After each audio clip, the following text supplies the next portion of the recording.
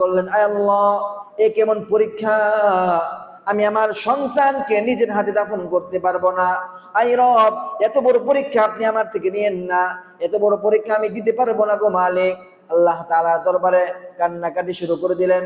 আমরা আমাদের সন্তানদেরকে নিয়ে বিভিন্ন নায়ক নায়িকা দেখাইতে যাই, বিভিন্ন সিনেমা হলে যাই, বিভিন্ন বাবার দরবারে যাই, অমুক জায়গায় যাই, তমুক জায়গায় যাই, কিন্তু নেককার বাবারা তাদের সন্তানদেরকে আল্লাহর ওলিদের কাছে নিয়ে যায়। লুকমান আলাইহিস সালাতু ওয়াস সালাম উনি ওনার সন্তানকে বলতেছেন, বাবা তুমি সব সময় ধৈর্য ধারণ করবা, সবর করবা, আল্লাহর হুকুমগুলি পালন করবা, বিভিন্ন নসিহত করতেছিলেন।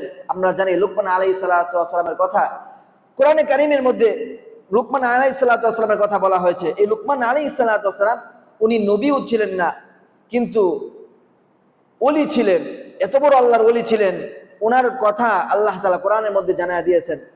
মুহতারাম হাজিরিন, সবর করলে, বলে না সবরে মেওয়া ফল ফলে, সবর করলে, ধৈর্য ধারণ করলে ধৈর্যের ফল অবশ্যই মিষ্ট হয়। মুহতারাম হাজিরিন, বিপদের মধ্যে সবাই থাকে। এই বিপদের মধ্যে যদি ধৈর্য ধারণ করতে পারে, সবর করতে পারে, তাহলে আল্লাহ তাআলা তাকে ওই সবরের কারণে সংবাদ দিয়ে দিবেন। সুবহানাল্লাহ। লুকমান আলাইহিস সালাতু ওয়াস সালাম ওনার সন্তানকে বলতেছেন, বাবা তুমি সবর করবা, যখন তোমার কাছে কোনো বিপদ আসবে, যখন তোমার সামনে কোনো বিপদ হবে, বিপদের মধ্যে পতিত হয়ে যাবে, কোনো কষ্টের মধ্যে পড়ে যাবে, তখন তুমি সবর করবা। লুকমান আলাইহিস সালাতু ওয়াস সালামের সন্তান বলতেছে, বাবা আমি সবর করব কিভাবে, আমাকে একটু হাতে কলমে শিখায় দেন। বাবা তো সন্তানকে বিভিন্ন ধরনের উপদেশ দিয়েছে, কয়েক ধরনের উপদেশ দিয়েছে। এবার সন্তান টেকনিক করে, কৌশল করে বলতেছে, বাবা তুমি আমাকে হাতে কলমে শিখায় দাও। এবার বাবা বলতেছে, ঠিক আছে চলো, তোমাকে নিয়ে আমি আল্লাহর নবীর দরবারে যাব। মুহতারাম হাজিরিন, আমরা আমাদের সন্তানদেরকে নিয়ে বিভিন্ন নায়ক নায়িকা দেখাইতে যাই, বিভিন্ন সিনেমা হলে যাই, বিভিন্ন বাবার দরবারে যাই, অমুক জায়গায় যাই, তমুক জায়গায় যাই, কিন্তু নেককার বাবারা তাদের সন্তানদেরকে আল্লাহর ওলিদের কাছে নিয়ে যায়। আল্লাহর ওলিদের কাছে গেলে কত ভালো, কত ভালো নেক সোহবত পাওয়া যায়। সোহবতে সালেহ তোরা সালেহ গুনাত, নেককার বান্দাদের দিকে তাকাইলে নেক হয়, নেককার বান্দাদের দিকে তাকাইলে নেক আকর্ষণ হয়, ভালো আকর্ষণ হয়, নেককার হওয়া যায়, ভালো হওয়া যায়। লুকমান আলাইহিস সালাতু ওয়াস সালাম ইনার সন্তানকে নিয়ে নবীর দরবারে যাওয়ার জন্য রওনা হয়ে গেল, হাতে কলমে শিক্ষা দেওয়ার জন্য।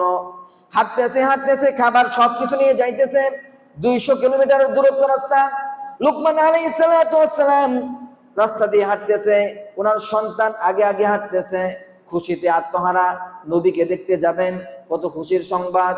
সন্তান বাবার আগে আগে হাঁটতেছে মরুভূমির সামনে দিয়ে, মরুভূমি দিয়ে হাঁটতে হাঁটতে দেখা গেল হঠাৎ করে একটি প্রাণীর মধ্যে কাঁটাটা নিচ দিয়ে ঢুকে ভিতর উপর দিয়ে বের হয়ে গেছে, এমন ভাবে ঢুকে গেছে, পাটা লড়াইতে পারতেছে না। লোকমান হাকিমের সন্তান পায়ের মধ্যে ব্যথা শুরু হয়ে গেছে।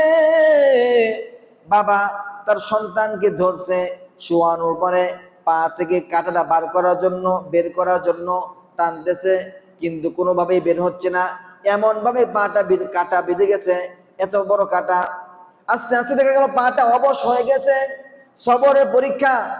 বাবা তার সন্তানকে আগেই বলেছিল, বাবা তোমাকে যখন পরীক্ষা করা হবে, তুমি যখন কষ্টের মধ্যে পতিত হয়ে যাবে, তখন তুমি সবর করবা, ধৈর্য ধারণ করবা।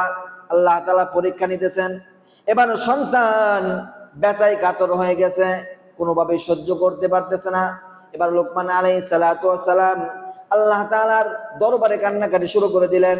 রাতের বেলায় তাবু টানায়া আল্লাহর দরবারে আবেদন করলেন, আয় আল্লাহ, এ কেমন পরীক্ষা! আমি আমার সন্তানকে নিজের হাতে দাফন করতে পারবো না। আই রব, এত বড় পরীক্ষা আপনি আমার থেকে নিয়েন না, এত বড় পরীক্ষা আমি দিতে পারবো না গো মালিক। আল্লাহ তাআলার দরবারে কান্নাকাটি শুরু করে দিলেন।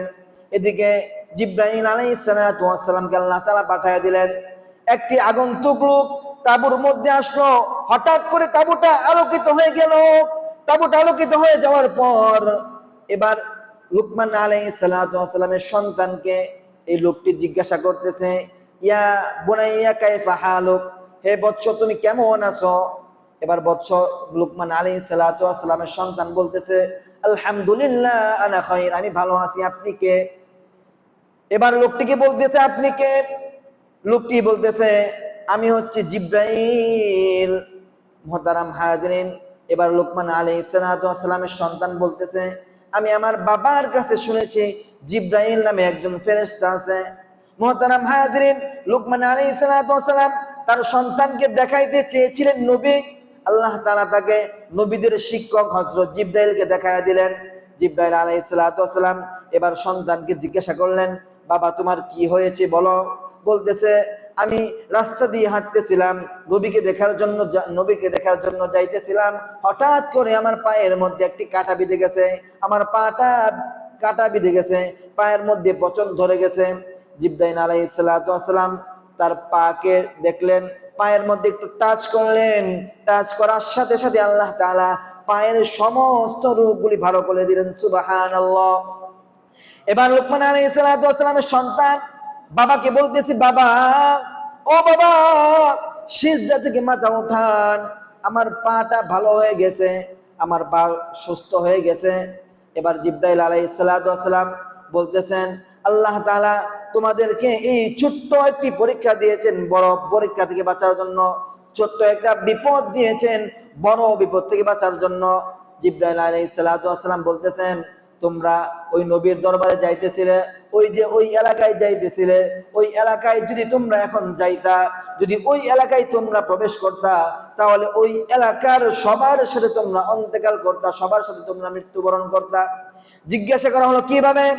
বলতেছেন, তোমরা যেই এলাকায় যাওয়ার জন্য রওনা হয়েছো, ওই এলাকার মানুষজন, ওই এলাকার সমস্ত মানুষগুলি পয়গম্বরের সাথে বেয়াদবি করছে, আল্লাহর নবীর সাথে বেয়াদবি করছে।